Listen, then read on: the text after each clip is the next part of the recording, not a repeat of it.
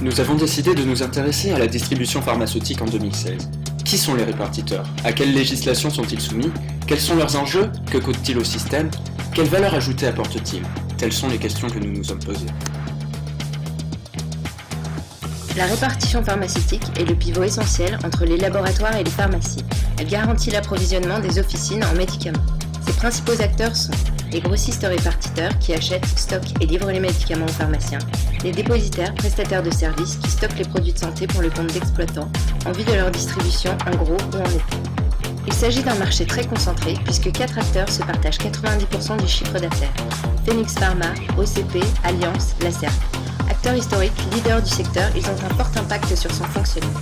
Ils sont soutenus par la CSRP, le syndicat des répartiteurs auprès du gouvernement. La réglementation du secteur en termes de marge et de prix pratiqués est très stricte. De plus, la NSM soumet le marché à 3 obligations de service public. Référencer au moins 90% des produits de santé, avoir un stock satisfaisant au moins 2 semaines de consommation, livrer tout médicament dans les 24 heures. Les répartiteurs sont soumis à un système d'astreinte pour livrer les médicaments dans les situations d'urgence. Quelle est l'origine de cette crise? L'augmentation des ventes en direct, favorisée par 2 éléments principaux.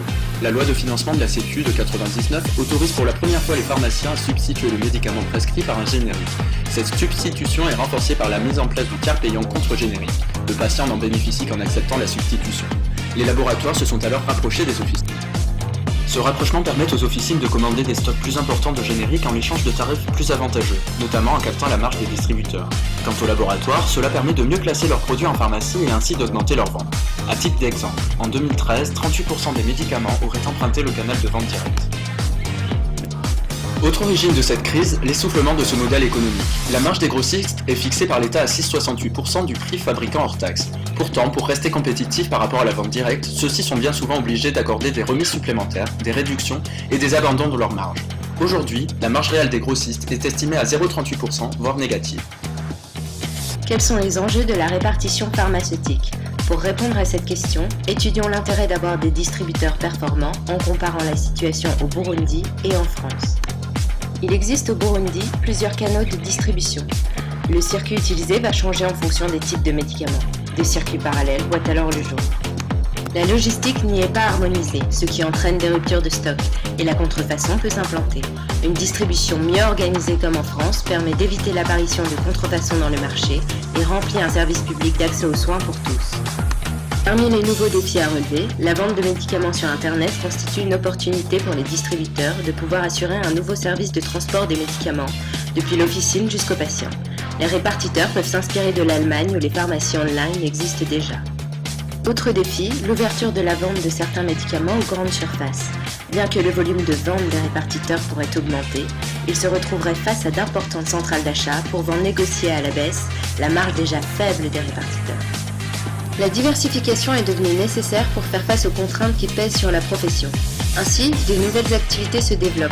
Mise en place d'une logistique spécialisée dans la chaîne du froid, recyclage des médicaments périmés, étude de la qualité des produits, lutte contre la contrefaçon, mise en place de services pour les officinaux, mise en place de services patients, création de groupements d'officines, spécialisation vers l'export, bien que marginale, création d'une marque distributeur. Prenons maintenant un exemple concret avec OCP, le leader de la répartition pharmaceutique en France. OCP a graduellement développé de nombreux services en plus de son activité de distribution. On peut notamment citer OCP Formation qui propose des stages à thème contribuant à la formation professionnelle continue des pharmaciens. De plus, G-Exclusivité et G-Lancement sont 2 services qui fournissent des actualités sur les génériques. Par ailleurs, NetOfficine aide les pharmaciens à être plus visibles sur Internet en les accompagnant dans la création et gestion d'un site web. Enfin, OCP a lancé en janvier 2016 sa propre marque Marque Conseil. Celle-ci propose 22 références de gamme livrables début mars, 5 autres gammes de produits suivants.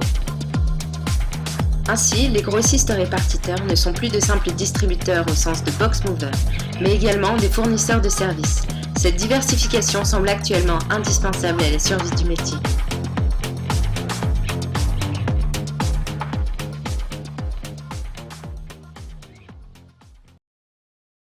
Created using Powtoon.